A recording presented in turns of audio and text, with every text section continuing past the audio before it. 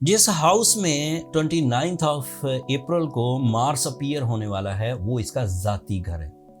The area of big successes for the जेमिनाइज। 2 साल में 6 हफ्तों का ऐसा सीजन जेमिनाइज को मिलता है जब वो प्रैक्टिकल मोस्ट होते हैं, जब वो आइडियाज़ को सिर्फ इमेजिनेशन तक महदूद नहीं रहने देंगे, जब वो अपने आइडियाज़ को सिर्फ ख्यालात तक महदूद नहीं रहने देंगे, वो अमली जामा पहनाएंगे।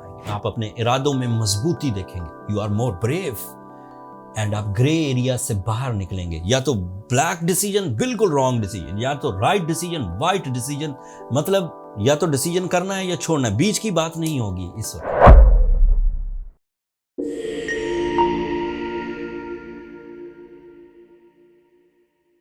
अस्सलाम वालेकुम जेमिनाइज, मैं हारिस अज़मी, प्रोफेशनल एस्ट्रोलॉजर, आपकी खिदमत में हाजिर हूँ इस हफ्ते की एस्ट्रोलॉजिकल रिसर्चेस लेकर। एक बड़ा इवेंट मुझे डिफाइन करना है। इन 6-7 दिनों में एक ही इवेंट है, but that is major one.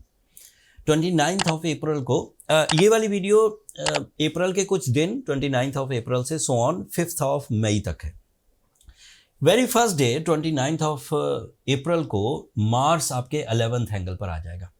Astrologically Mars एक शॉर्ट टर्म प्लैनेट है, बट शॉर्ट टर्म प्लैनेट्स में से सबसे लंबा है। मतलब 6 हफ्तों के लिए किसी एक एंगल पर रहता है। एक साल में 12 हाउसेज में से सिर्फ 6 हाउसेज को कवर करता है, फिर अगले साल 6 हाउसेज में जाता है, तो 2 साल बाद किसी एक हाउस पर आता है। इस दफ़ा 29th of April, these are all technical news, अभी आपके काम की नहीं, लेकिन जो एस्ट्रोलॉजी को समझते हैं उनके लिए ये खबरें। जिस हाउस में 29th ऑफ अप्रैल को मार्स अपीयर होने वाला है वो इसका जाती घर है। The area of big successes for the जेमिनाइज। 2 साल में 6 हफ्तों का ऐसा सीजन जेमिनाइज को मिलता है जब वो प्रैक्टिकल मोस्ट होते, जब वो आइडियाज़ को सिर्फ इमेजिनेशन तक महदूद नहीं रहने देंगे, जब वो अपने आइडियाज़ को सिर्फ ख्यालात तक महदूद नहीं रहने देंगे, वो अमली जामा पहनाएंगे। तमाम जेमिनाइज जो दोहरी सोच के हैं वो यकसर कॉन्फिडेंट डिसीजन मेकिंग कर सकेंगे, not only for their self, अपने लिए नहीं, बल्कि for the team, for the companies, for the group of people, even for the leading जो रोल्स हैं, लाइक पॉलिटिशियंस, लाइक हुक्मरान वक्त, बादशाह वक्त, अमीर वक्त, या फिर जो कंपनीज या किसी टीम को जो कैप्टन्स होते हैं वो उसको कवर करेंगे। ये एथलेटिक्स का भी प्लेनेट है, ये फोर्सेस का प्लेनेट है, फौज से लेकर पुलिस तक सब। And it is also planet of life stock, it is a planet of some lands, type of buildings. ये सब को ग्रोथ देने के लिए इन 6 वीक्स में बहुत ग्रोथ आएगी। तमाम वो लोग जो इस वक्त तमाम वो जेमिनाइज जो जर्नली चीज़ों को सोच रहे थे, छोटे छोटे एजेंडाज, छोटी छोटी डेली रूटीन्स, और वो सिकनेस फील कर रहे थे, मेरा ये मशवरा है बीइंग अ प्रोफेशनल एस्ट्रोलॉजर, उन्हें बिग विजन के साथ, इंटरनेशनल मेंटालिटी के साथ, बड़े फोरम्स पर बड़ी रिस्क टेकिंग करनी चाहिए। इन्वेस्टमेंट्स हो, जॉब स्विचिंग हो, नए बिजनेस इनिशिएटिव्स हो, क्रिएटिव राइटिंग हो, कंटेंट मेकिंग हो, कंपटीशंस हों, इन सब में अब हिस्सा लेना चाहिए। एंड बात अभी भी ख़त्म नहीं हुई। इसी 11th एंगल पर मरकरी भी है, जिसकी सलाहियत डबल हो जाएगी। आपके सोचने की सलाहियत, आपके समझने की सलाहियत, आपके एक्सप्लेन करने की सलाहियत, आपकी राइटिंग स्किल्स, आपकी मैजिकल कम्युनिकेशन, ये सब इन्हेंस होगी। एंड इसकी वजह से आप अपने इरादों में मजबूती देखेंगे, you are more brave, and आप ग्रे एरिया से बाहर निकलेंगे। या तो ब्लैक डिसीजन, बिल्कुल रॉन्ग डिसीजन, या तो राइट डिसीजन, वाइट डिसीजन। मतलब या तो डिसीजन करना है या छोड़ना है, बीच की बात नहीं होगी इस वक्त। फिर आपके लिए सूरज आपके 12th एंगल पर है, एंड ये अलग से आपके लिए बेनिफिशियरी है। वीनस इस वक्त वीक फॉर्म में नहीं, अच्छी फॉर्म में Venus is in your 12th angle, and वो 12th एंगल का ही रिप्रेजेंटेटिव है। That means your spiritual side, your emotional side, your love side, your feelings, your humor, your spirituality, ये भी अपनी फॉर्म में।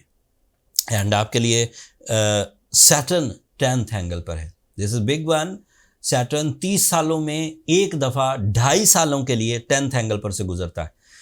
सो आपके लिए ये कैरियर सपोर्ट, आपकी जजमेंटल एबिलिटीज़, आपकी नॉलेज, आपका टाइम बिहेवियर, ये सब इस वक्त फॉर्म में जेमिनाइज। इस वक्त कंप्लेंट्स नहीं बनती, इस वक्त शिकायतें दूर रखिए, परफॉर्म करिए, कामयाबियों को हासिल करिए, नई परफॉर्मेंसेस की तरफ जाइए, टीम वर्क करिए, इन्वेस्ट करिए, बिल्ड करिए, रिसर्च करिए, एक्सप्लेन करिए। This is the time to grab the big successes.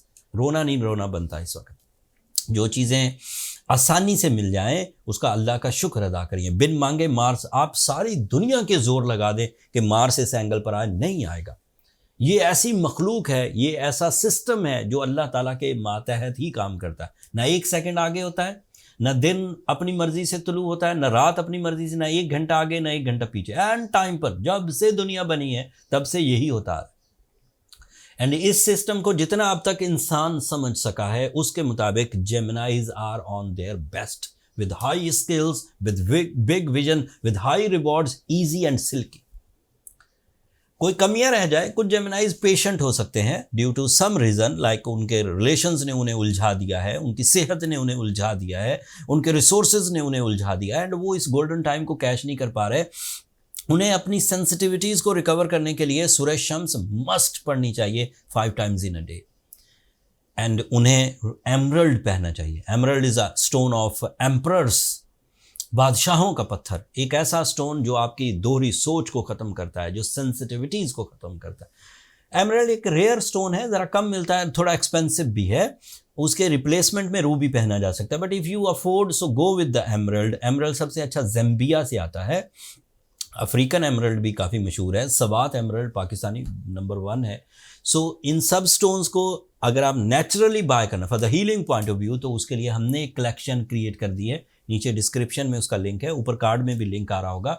वहाँ डिफरेंट वैरायटी ऑफ एमरल्ड मुयस्सर है। अगर फर्स्ट वन प्रीमियम क्वालिटी की तरफ जाएँ तो 5 या 4 कैरेट भी काफ़ी होगा। अगर ग्रेड 1 की तरफ जाएँ तो फिर आपको 8 कैरेट की तरफ जाना चाहिए। इन स्टोन थेरेपी से, सूरह शम्स से आपके अंदर की वो वीकनेसेस जो आपने अनसिंसियरिटीज दिखाई हैं अपनी ज़िंदगी के साथ, कभी बुरी आदतों में पड़ गए, कभी बुरी सोचों में पड़ गए, कभी फ़िक्रें लाहक हो गई, कभी कमज़ोरियाँ, कभी सेंसिटिविटीज़, उन सब चीज़ों को कवर करने के लिए ये 2 रेमेडीज़ इफेक्टिव मोस्ट हैं।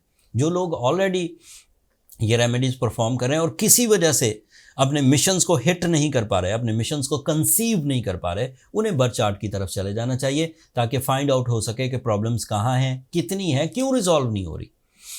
बर्थ चार्ट कैलकुलेशन एस्ट्रोलॉजर्स के पास बेसिक डायग्नोसिस मेथड में, सारे कुलीग एस्ट्रोलॉजर जितने भी एस्ट्रोलॉजी डायग्नोसिस हैं वो बर्थ चार्ट पर ही डिपेंड करती है।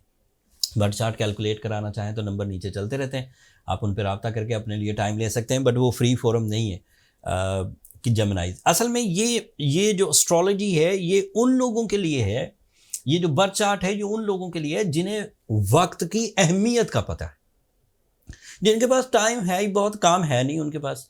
उन लोगों के लिए टाइम कोई अहमियत की चीज़ नहीं।